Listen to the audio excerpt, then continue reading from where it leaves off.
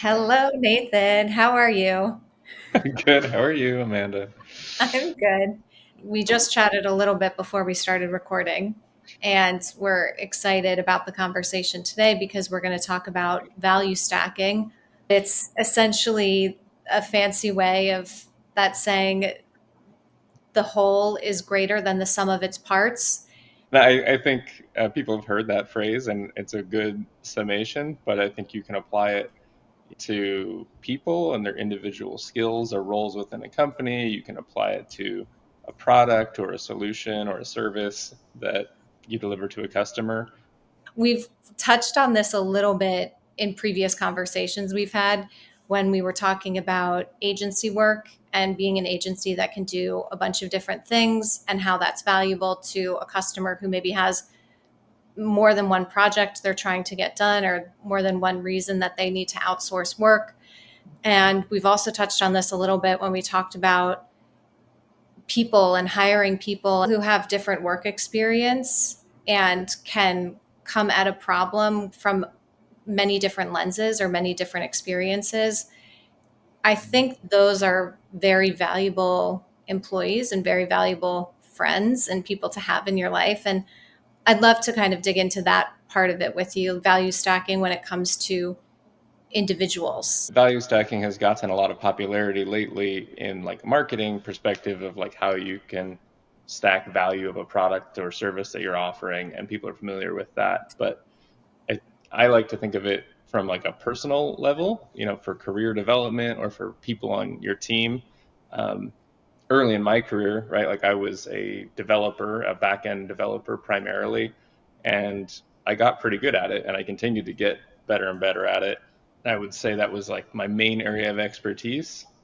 But I had a moment where I was deciding, like, am I really going to try to be the best back end developer in the world, which is really hard because actually I met several people that are like, orders of magnitude better than me. Like, oh, actually, maybe I'm in the top half or the top third, but I'm not in the top 1% or 5% or maybe even 10% of those developers. And it was also challenging to figure out like where my place was. I think as I started exploring other areas, I found that there are a lot of like really heavy developers, hardcore developers that know the code inside and out, but don't know other parts of the business, or their knowledge and expertise is very deep but very narrow. And I can't be the best back end developer, but if I can do back end and a little bit of front end, and I can do sales, and I can work with customers, and I can do customer support, and I can understand product and how to build a product and user experience. Right? If I know a bit of each of those things, that's that kind of value stacking, and I can be competitive in that area. I can be, in the top half or the top third of all of those categories, and then that puts you in like the top, 5% of everybody if you can do all of those things. Um, and we try to employ that in our hiring, or as we bring people into the company. We do try to give people more exposure to other departments and other things, other parts of the company where they wouldn't normally get that experience. Like if we hire in a developer, we actually require them to do user experience planning and design on at least one project or part of a product, just so they can get that exposure and see, like, yes, the code that I'm building, like, how does that actually get used, and um, how will the customer experience it, and what will it take to support that thing that I'm building, and how will it get documented, and that whole circle. Because if you have somebody who can kind of blur over those lines that are typically like siloed by a department, um, you can move much faster. I think it's a tremendous benefit, especially to a small business where you have lots of disadvantages in terms of resource and scale that some larger businesses do have.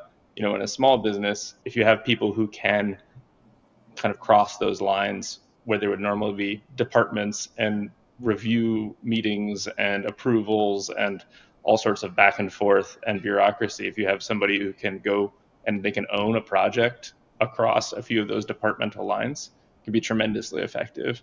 Um, and sometimes in your career, I think it's a hard switch to make, because as you go deeper and deeper down one path, it feels like my progression should be in this way, and it feels like I'm taking like a step down and I'm starting over as a beginner in some other area. Um, so it kind of feels like you're taking a huge leap, but I think it's actually one of the stronger, safer, more predictable paths, right? If you can be like pretty good or really good in two or three areas, that makes you incredibly unique and powerful in those areas where somebody can just hand over like kind of a whole project and they don't have to build all these systems and processes and fail safes around you because like you're just really good at this one thing and they have to do all of this extra communication and making sure that the rest of it is handled. If they have somebody who can handle like that whole area, right, then you can give somebody free reign to just go and set things up. Would you say that your personal value stack is the same as your work history? No, not. I mean, there's a lot of alignment, but not purely that. We spend a lot of time at work, so a lot of a person's work history is going to determine part of their value stack. But some of it may just be personality, or are you a really good listener? Are you somebody who is really good at networking, at events? If you're a highly technical person who's also really good with people and really good at listening, that's a value stack, and that's not necessarily something that um, you trained up for. Or maybe you speak five languages, right? And that's a value stack, right? There's some companies that would find that incredibly valuable because that might cross their entire customer base, right? And then if you also know customer support and could do sales, you could do customer interviews, you could build out somebody's documentation, you could write all the documentation in all of those languages, you could write the sales and marketing landing pages for those people in all those different languages. Like that, to some companies, that would be invaluable, and you would be in the top 1% of the candidates that apply for that job, right? If they're trying to have somebody apply for a marketing or sales job at that company, you're like a dream for them. And so some of those you might have learned in childhood has nothing to do with your professional work history. Do you think that as a founder, you need to have a somewhat varied work history or somewhat varied value stack in order to be successful? I don't know if you need to, but there's probably a high correlation, right? Like I'm pretty good at a lot of things. I'm very curious. I really like learning about lots of different areas. I like dabbling in all of them. Probably development and systems architecture is probably the deepest I went, like the first 10 years of my career. And I did start in sales, and then I did my own sales when you have to do your own sales as you're running an agency. Um, but I would guess a lot of founders have a very broad value stack, and it's kind of by necessity because you don't have the money to afford to hire top talent in a specific category. So like you know your first client project, your first 50 client projects, right? You're probably not going to go hire a top tier lawyer to write up all your contracts, right? You'll probably operate with no contract at all, or you're going to go dig in and get a book on contracts, and you're going to go Google and find some templates, and you're going to read through them and try to understand them, and you might read some blog posts, right? You watch a YouTube video, you like learn enough to just get the tip of the iceberg and understand, but you know more than most people who are not in a legal department already, like because you have to kind of dig in, and over a weekend or a week or something you can get the most basic level of proficiency, um, which is great as long as you're aware that you are not an expert. You have that basic level of proficiency, so you build that value stack automatically out of necessity. Yeah. And that's very true, I think, especially for bootstrap founders, because a lot of companies don't get funding until they've shown some success. But there are definitely companies that get funding before they've, really figured anything out. And in that sense, there probably are founders who are just very narrow in terms of their view or experience. And then they have the money to hire top tier talent who also have very narrow views or experience.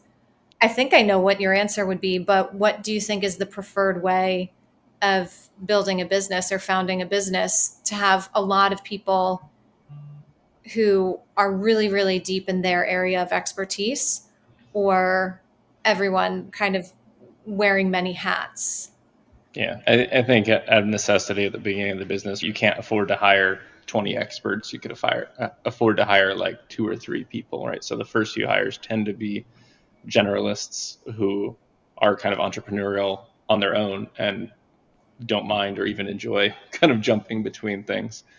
You as an example, right? Like, I think you have experience in marketing and sales and doing in-person events and doing partnerships, and you can even roll up your sleeves and put together a basic contract. And as a small business, right, we can give Amanda a whole area project to work on, and you can kind of jump around and do all those pieces, which is tremendously valuable because it means the project gets done as opposed to getting blocked 10 times because there's like it needs to come back for approval or we need to wait for somebody to go figure out the first version of the contract or something. Yeah, Yeah. that's true. So, when hiring new employees, what are some of the questions you ask or some of the digging that you do during the interview process or vetting process that helps you answer what is this person's value stack for the company? Not just looking at their resume and their work history, to your point, value stack can include a lot of things that are outside of work history. How do you uncover that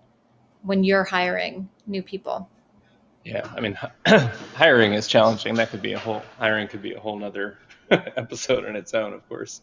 But yeah, I think looking for people who are flexible, who have had varied roles or have had broad roles, or been at a company with multiple roles over time, but you don't even uncover all of it. Like when we started talking about this podcast, I learned that you had done video editing in the past, which was hugely helpful in this case because here's an example of a project that probably would have died on the vine if it weren't for your varied history and value stack. Because if you and I met and recorded and then we had to go find an editor who had to come through and edit these videos at the same time that we were trying to kind of figure out the topic and the format and how this thing worked. We wouldn't be able to give them very clear instructions on what to edit. They wouldn't know the subject matter. We would have had to research and find that vendor. There would be a additional kind of step and delay every time that we produced a raw recording. It would take even longer to kind of get a final version. So, I mean, there's a place where your value stack is essential, right? Because you're able to kind of come up with topics and we can talk about them. We can do the recording, you can do the editing. It enables like a whole project to happen that would otherwise just get completely blocked and stopped and then would probably just disappear because it would get stuck in that stage and then it would be weeks or months before we found somebody to move it along. And you lose momentum in a lot of projects like this that need momentum to continue carrying on. Just to be clear, I've never done video editing professionally, but I was a film studies minor in college, and a couple of the classes that you had to take to get the minor were editing classes. Of course, we're using different software, but a lot of the same concepts apply. Although I will say, you know, sound quality, location of cuts and things, when you're trying to get a podcast out every week, like none of these podcasts are my, grand masterpiece. So I'm sure there are people who can probably do 3 to 5 times better work in the same amount of time because it's what they do all the time. But yeah, it's helpful. And sometimes you don't uncover it. We're getting into some interesting territory because I was going to ask with hiring. I know that there are a lot of companies out there where they are almost harvesting logos. And what I mean by that is they're looking at people's resumes and saying, oh, you worked for XYZ company. That's a big one that I know of.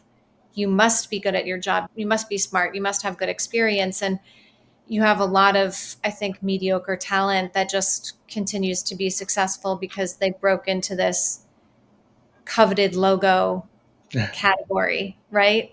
And Yeah. then similar to that, people who have really long tenures at companies, people who've been with a company for 5, 10, 15 plus years. And you assume that that means, oh, that shows dedication and that shows that, you're not trying to jump around and leave. And then on the far other end of the spectrum, you have people like me where I don't have big logos on my resume. I've been laid off from startups multiple times. I've bounced around, but not because I'm trying to. That's just the way that my work history has gone. And I know that there are opportunities where people are looking at my resume and immediately saying no because I don't have these big logos and some of my tenure has been pretty short, like under a year, to Mhm. no fault of my own. And so I'd be curious to know, as someone who's hiring, obviously you took a chance on me, but I'd love to know what your general thoughts are in Sure. that area. Yeah, I think yeah, it's hiring is so difficult, and resumes can mean so many different things, right? Somebody could be at a company for 15 years because they are dedicated and they're learning and exploring more roles within the company, or it could be that they're doing very little and there's a corporate culture that allows them to hide and that they've just been there. So you really have to kind of dig in and figure out, like, there's always a lot underneath that, and you're only going to learn so much. So um, for me personally, hiring as a small business, like we've hired a lot of people who are talented, and have gone deep in their area, who might have big logos in their resume history. But those companies operate very, very differently than a small company, and so even if they are really deep in their expertise in their field, that lack of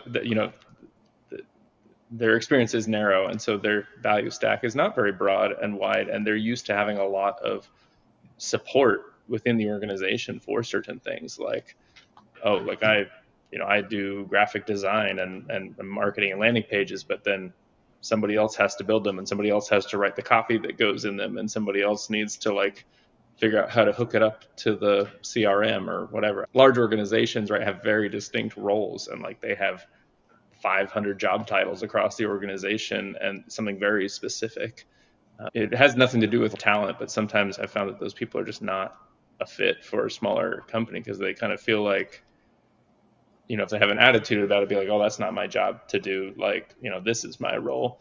But sometimes people don't have an attitude about it. They say, oh yeah, I'm open to doing whatever. Like, I don't mind getting my, like, hands dirty and doing different things. But they're just not used to, like, in a small company, there's so many things that fall to you that just, it doesn't even cross their mind as a possibility, because in a large company, there's somebody to handle everything, right? You submit a ticket to this system in order to get something done, and it comes back 3 weeks later. Um, like, big companies operate very differently. So if somebody's been at a company that's many, many times larger than ours for a long time, there's a lot of discussions we need to have before I feel like they would enjoy and thrive in our company. Um, and that's okay, right? Like, there's just different companies, but I've made that mistake and hired dazzled by someone's expertise, or, like, they've had a tremendous track record at well-known companies, and it just doesn't translate, like, to working in a small company. If somebody were trying to, regardless of their work history, if somebody were trying to apply to a company similar to N Squared or BlinkMetrics, what's advice that you would give them to showcase what their value stack is above and beyond what is visible on their resume? Yeah, typically the way this plays out the most is, like, there's a project, right, and that project requires a bunch of things across departments, and in a small company there may not even be a named department, but across disciplines and across roles. So I think saying, hey, like, this is my resume, this is where I worked, and these are my job titles, but this is the work that I did in these companies, these are the projects that I ran, and then demonstrate, like, oh yeah, I was in charge of marketing, but we had this event, and then I set up an event registration system, and I set up a landing page, and I connected that landing page to a CRM and automatic email system, and then I taught myself, you know I emailed templates or something. I went and found email templates that I could download and put into our marketing software and send. And I learned the language to customize it and put people's names and custom things in it. So whatever the project is, like, I think if you can talk through that project and it's clear that you actually did the work or that you were involved enough with other people who might have done different pieces of that, but you have to understand enough of it to like pull it all together and you're the person owning the project. um, I think being able to speak to that is um, tremendously attractive to a small company. Mm-hmm. It sounds like a lot of it just comes down to ownership and responsibility and accountability. And a lot of those are traits necessary for moving up and being a manager and being able to manage your own workload. There's fewer positions at small businesses, and each person needs to have maybe a heightened level of responsibility and accountability because you can't just be someone who does a very small amount of things and hides when you're on a team of 15 to 20 people. Right. And you might be amazing at that one thing, but it's just generally not enough to get a project done or to get an outcome completed in a small business. And there isn't the organizational support and there isn't an army of employees and different job titles to help you make that happen. So um, the life of a small business is like, we're going to look back at the end and see whether that project was successful. And generally it takes somebody being very flexible and doing all sorts of things that aren't technically their job description to make it happen. Mm-hmm. Okay, we've got 5 minutes left. I have one final question for you. Okay.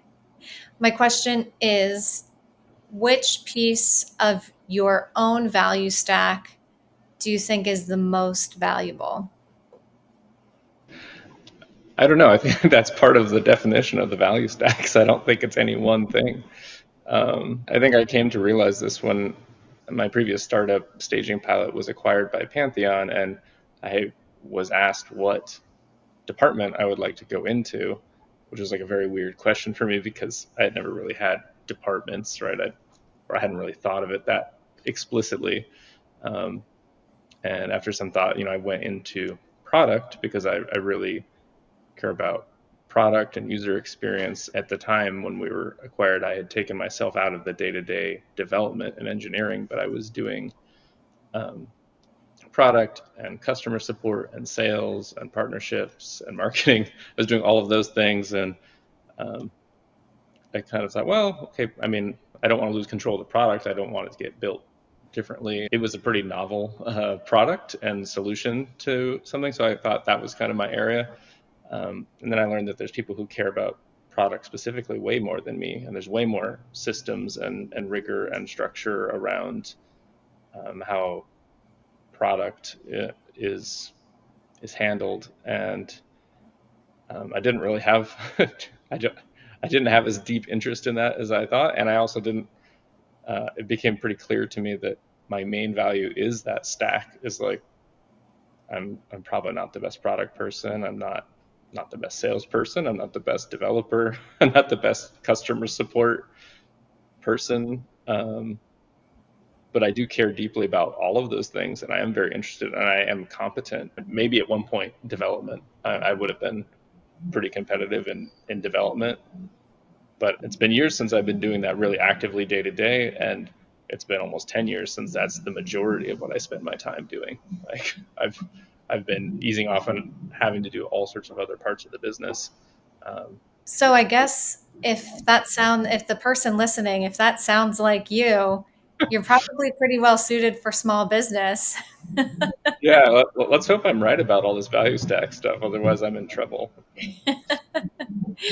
If you're a curious person, if you like to try a lot of different things, if you like every single day to be different, if there's not one thing in particular that like gets you really excited and passionate, but there are many things that get you excited and passionate, startups and small businesses are probably a pretty good place for you to apply to or give give some of your energy to. Yeah, yeah, and I mean, small companies are always looking for people like that because it's not for everybody. Yeah. All All right. Well, we're at the end of our time, Nathan. right, do we have a sponsor? Uh, just looking for something branded. The Pencil Factory. It's my favorite bar in Greenpoint, Brooklyn. Great, great. So if you're in New York City, well, okay. Oh man, we don't have enough time for me to describe it. It used to be my favorite bar, probably like 5 years ago before COVID. Yeah, Everyone, it used to be cool before people discovered it. yeah, like Yeah, I used to be the youngest person in there by a couple decades, and now I've been there once recently, and I was the oldest person by it felt like a decade. our sponsor. Wow, they got their money's worth. Yes, they did. They paid for that for sure. Okay. Thank you, Nathan. All right. Thank you.